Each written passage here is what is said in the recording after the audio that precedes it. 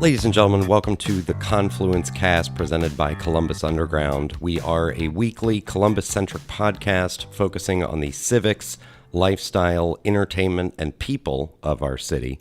I am your host, Tim Fulton. For our inaugural episode, we've decided to do a deep dive on Issue 1, the ballot measure to add ward representation to Columbus City Council.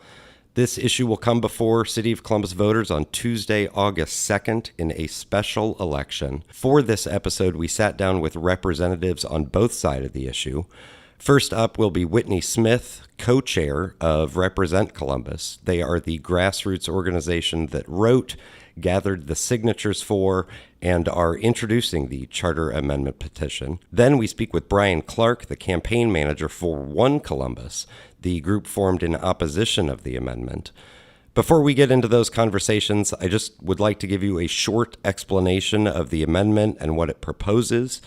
Currently, the Columbus City Council is comprised of 7 members who are all elected at large by Columbus voters, meaning that they all run in citywide elections. Issue 1, the amendment to the Columbus City Charter, if it passes, will keep 3 of those at-large members, and it introduces, at first, 10 district or ward-based members that will represent a defined portion of the population based on geography. As the city's population grows, the amendment outlines that the number of ward-based council members could grow up to 22, hence we may end up with a city council of 25 members. The geographic ward map is not currently defined.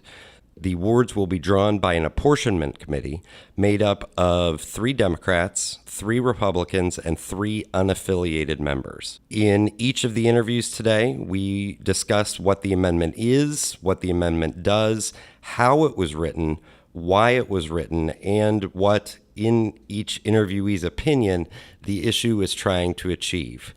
I think you can imagine answers to all of those questions are different in each of the 2 interviews.